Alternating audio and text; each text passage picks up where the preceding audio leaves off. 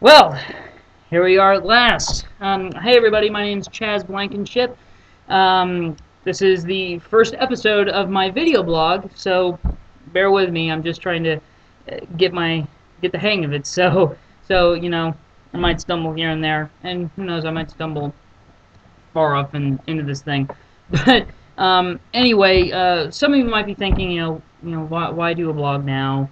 Doesn't everybody have a blog? Or I'm sure most of you are thinking like, oh fuck, now we have to hear him talk. Holy shit. So, but settle down. You can turn it off if you want. Anyway, for those of you still tuned in, yeah, a lot of people have been asking me for a few years now that I do a blog, and that's basically because I make no bones about sharing opinion. I'll put it out there, and that's fine. But I guess something caught on in the voice in my writing, and how I'm able to convey ideas and thoughts, and eventually somewhere down the line, someone must have got a hold of it and felt that my opinions held some sort of merit. So people have been like, oh man, you should do a blog, and whatever, and I've thought about it, and I've tried toying with the right angle, and I think now's pretty much the good time to do it. And I think the biggest advantage is, obviously, aside from seeing me, no, well, now you can. The big thing is now you can hear my voice, and when I'm giving an opinion or when I'm talking, you can hear the fluctuation, and therefore you can hear the intention in what it is that I'm trying to say. Most of it's going to be genuine, sometimes sarcastic, but I think it's going to play out better than just reading my thoughts on a given topic on Facebook or what have you. So, all right. Introduction aside, just give you a brief layout of how the show is going to be structured here and there. I'll be talking about a given topic, at any point in time. Odds are it's going to be something that's been on my mind recently. And again, odds are it's probably going to be centered around film, the industry, storytelling, writing, things like that. So aside from that, quickie film review, that would be nice. That'd be pretty fun. And also top 5 things that, again, could be anything. It could be this, that, whatever. But yeah, I think we're gonna go ahead and get started now. So, all right. Now, initially, the first conception of a topic that I was going to do, and George has already given me some grief. Hey, buddy. That was going to be my thoughts on the representation of homosexuality in film and TV, and how that kind of plays on the perceptions that society seems to have, both in terms of those who are not gay and in terms of those that are. Very valid topic, but there's been something else that's kind of been nagging me just a little bit more very recently. A lot of people talk about why films today, for the most part, don't seem to have any staying power, why they're not memorable enough. And there's one thing that I read probably more often in all the blogs that I take a look at, message boards that I frequent. And it's an argument that gets thrown around, and it has a nasty habit of being said but never supported. And the argument, plainly and simply, is and we've all read it. If you read blogs and things, the problem with Hollywood or the problem with movies today is this: they just aren't original. They just aren't original enough. Why can't they do more original work? Why, you look back at stuff like Star Wars and Indiana Jones and things like that, and it's, Alien, Terminator, RoboCop. It's like, why can't they do stuff like that now? Because there's like a whole string of movies that are instantly memorable, and why can't? Oh, it's just not original enough. And original. That's kind of the focus tonight. Yeah, I think it's bullshit. I think the idea of taking contemporary films of the coals for lack of originality in the idea of the film or the story or the the narrative, the plot, what it's doing in that aspect is really naive, really unfounded. And my statement on it is purely and simply this.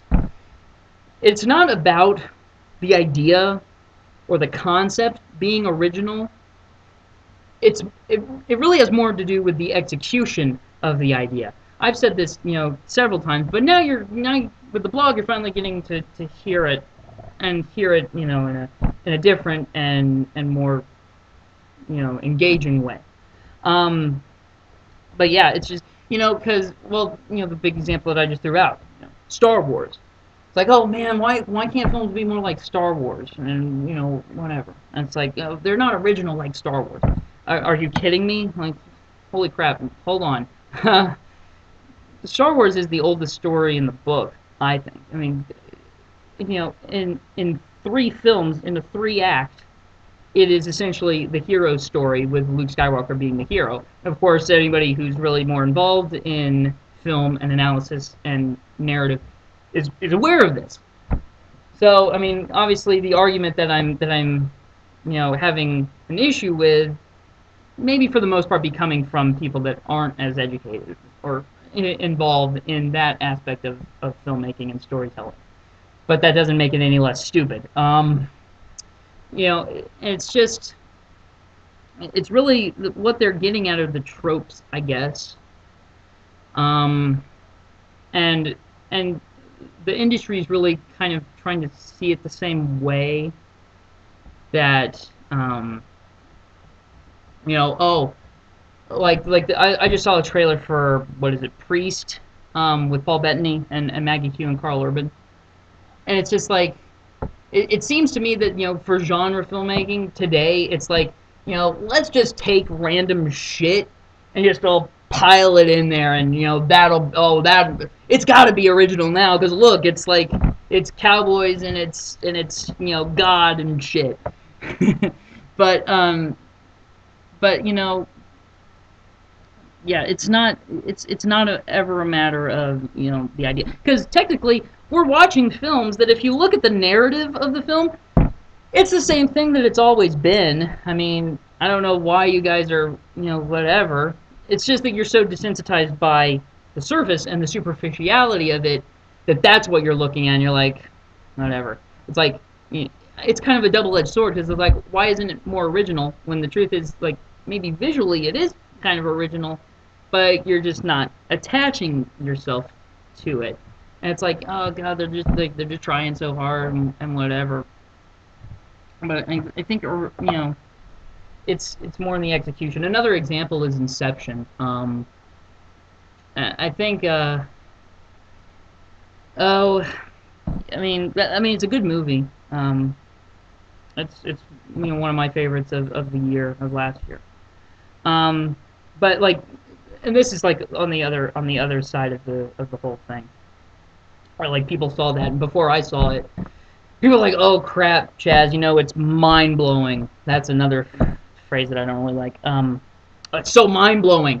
Go see it, man. Your mind's gonna be blown. And I was like, no. It's great, mind blowing, but that's that benefits from 20 years of being involved in science fiction and comic books, and no, it's not mind blowing. I mean, because the idea of going into dreams, is that what's blowing your mind? Because I mean, you can go watch Dreamscape with Kate Capshaw, or most obviously the Nightmare on Elm Street movies. But I'm thinking that why people thought it was so mind blowing is because the execution of the dream idea. The dream idea is not what's original. The execution that Nolan brought to it is what's original, and that's what made you think, oh, it's mind blowing. But I'm just not really a fan of the whole thing. That extends now into another issue that I have in terms of originality, and that is with more local filmmakers or web filmmakers. And probably the biggest argument that I have to say for a lot of content out there now, in terms of the web, I mean, was a pretty big place, but it doesn't feel personal enough. It doesn't, it's really kind of crappy and unfortunate. Like we've all been there. One of the things going off a little bit, one of the things that I really hate is when a filmmaker is going to talk about his next project, right? And what's the first thing that he does? Oh, well, Chaz, I'm doing this science fiction horror thriller. Add as many superfluous adjectives to describe this as you can. Oh, but it's like, it's like Alien meets Escape from New York meets The Departed meets Last Tango in Paris. Huh? What? Now, what I'm getting at is that, like, don't use titles, especially really good titles, to describe your work. Now, I'm not trying to dog your work or the originality of the work, but it's really not a good idea to throw around titles to describe it. I mean, I know what your intentions. I know that you're intending to get me into a mindset of how to approach what you're doing, but even that, no. Because, well, right off the bat, let's just use Alien as an example. Say you're doing a science fiction horror monster movie. So, odds are, if you're going to throw out a title, you're going to throw out Alien. Well, right off the bat, how stupid do you have to be to take a work that, in the case of this, because most of the time I see it with filmmakers who haven't made the thing yet, but they're going to compare it. Why would you take a title like Alien, something that's classic, iconic by now, has a ton of fans? Why would you ever be so stupid enough to put the bar that high on yourself? Why would you put that sort of pressure on yourself? And why would you put that sort of expectation on your potential audience? I don't understand this. Another example, there's a friend of mine, names will not be used. He's doing a crime drama. Okay, that's fine. But he throws out, oh, Boondock Saints, eat your hearts out. And I'm like, really? Like, don't say that. That's so fucking stupid. I mean, Boondock Saints is a cult classic with arguably Willem Dafoe's best performance. Like, really, you're really gonna go there? I mean, I understand your enthusiasm, but like, wait, take it back. I mean, because it's just like you might as well be shooting yourself in the foot, because it's an expectation that you might be great, but odds are you're not going to reach it. Now, again, that's kind of unfair because of the bias that I have towards. I mean, Alien's one of my favorite movies. Coincidentally, so is Boondock Saints. But to kind of put that standard on it instantly makes it fail for me if it doesn't reach that, Hey Chaz, look at my horror film. It's gonna be just like Alien. I'm like, all right, we'll go ahead and see what's cool. Then I see it, and hey, big shocker, it's not nearly as good as Alien. I mean, again, I've seen Alien so many times and whatever, but I mean, I would hold your film in more esteem if you just didn't do that in the first place. If you just let the thing stand on its own. I mean, it's not that hard to do. Like the influences. I'm not going to short you for having Alien as an influence for your science fiction monster movie. I'm not gonna. I mean, that's obviously a really good place to start in terms of atmosphere, in terms of the tone, in terms of design. Seriously, it's really good design. But that's kind of a thing that maybe you should keep to yourself, and not really throw it out there, because because on the other hand, you're trying to make original work, aren't you? Well then, like, why would you put all of these influences of yours, like, why would you print that onto it too? Because, well, now it's not original, because now I can see where you took that from Alien, and I can see where you took that from Boondock Saints, and I can, Yes, it's the shot from, yeah, it's the Dutch angle. I get it, I get it, I get it. Okay, you know, obviously. But, I mean, whatever. And then the other thing with web filmmakers that I don't get is that, okay, let me throw out this scenario for you. Say a movie gets made, it's about, you know, a killer robot. Let's just throw a killer cyborg. Let's throw that out there. Um, uh, anyway, you know, you got this cyborg movie, right? Oh man, you know, Chaz, I'm gonna do this cyborg movie. It's gonna be balls to the wall. It's gonna be awesome.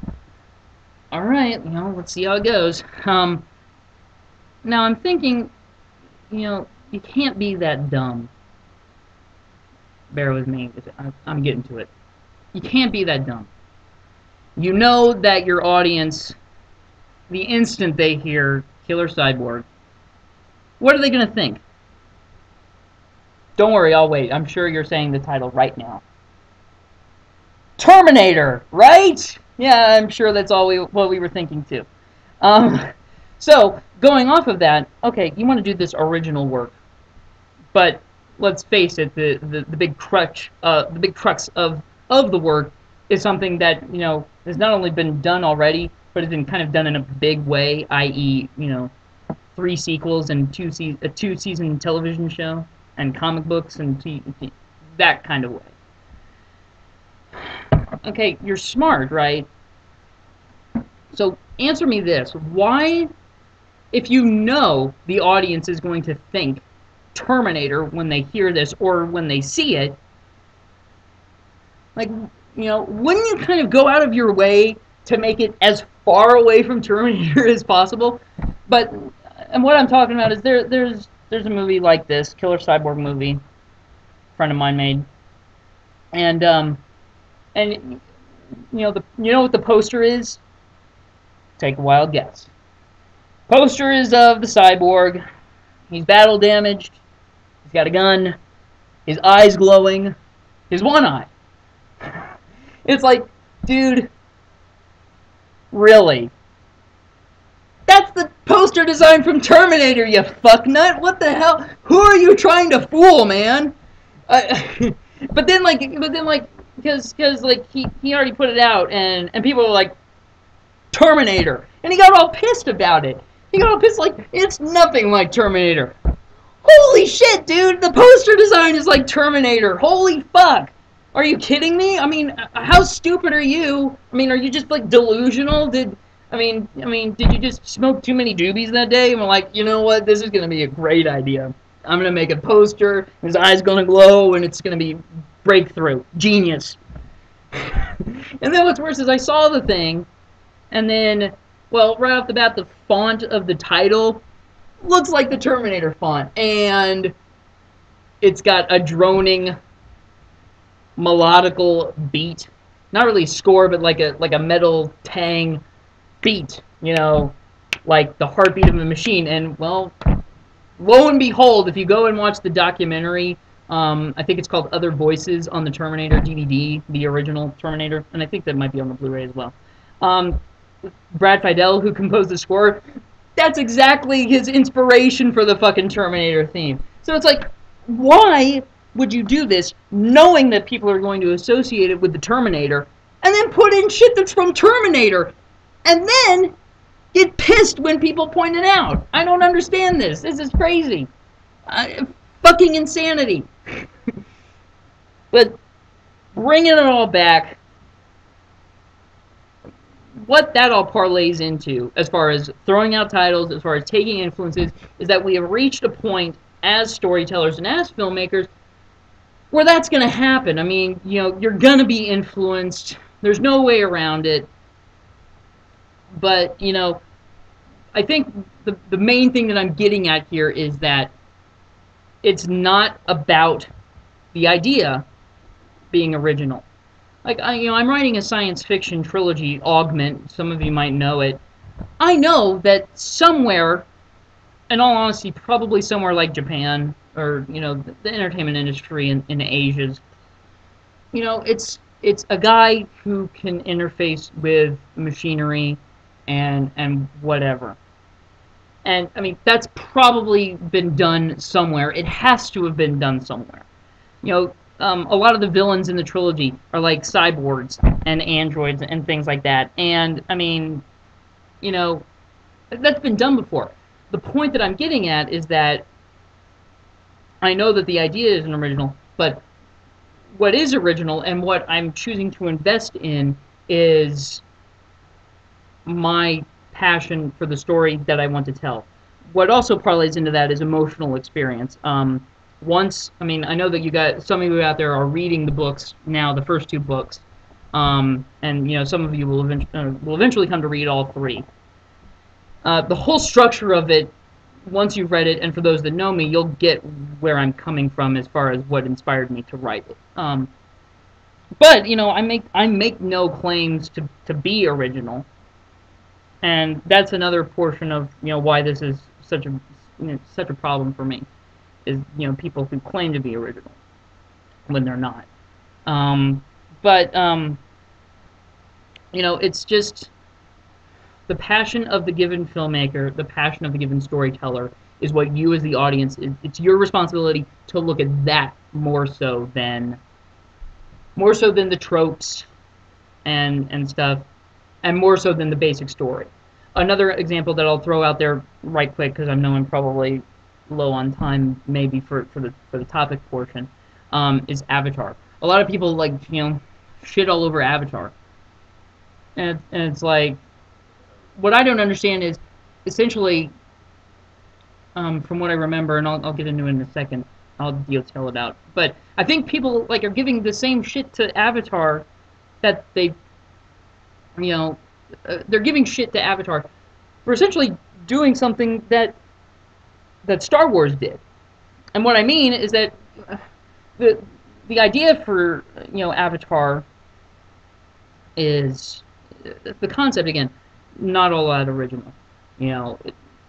Pocahontas isn't really a good analogy, because honestly that's not the whole thing. But the idea of a guy going to another land, another whatever, learning about a culture, turning his back on his own culture. That's just like that's almost as classic as the hero story in Star Wars. But it's like people praise Star Wars, but they have issue with Avatar. And it's like Avatar doing the same thing, dude. I mean, really? But anyway, that's all that I really have to say about that right now. And maybe you got something out of that, maybe you didn't. Ideas are no longer original. We have reached a point where I think the idea well has been spent. Now it's a matter of taking the ideas and executing them in a way that we haven't seen before. Or even if it is a way we've seen before, tweak it, and if nothing else, make it your own. If you're a writer, if you're a filmmaker, just make it your own. You can be influenced, that's fine. I'm influenced too, but make a concerted effort to kind of diminish the presence of the influence as best you can. End. Okay. And you know what? That's it. That's it. You know what? This is my first time. It's 23 minutes. I'm really tired. Maybe we'll get to a film review or something later. But that's all I'm going to say tonight. It was my first trial run. Hopefully it went okay. And we'll see what people think. And if people like it, then we'll get going. Although odds are there might be a little bit of a break during the summer, because I'm going to be writing the third augment. But anyway, I hope you enjoyed it. All right, take care. Bye.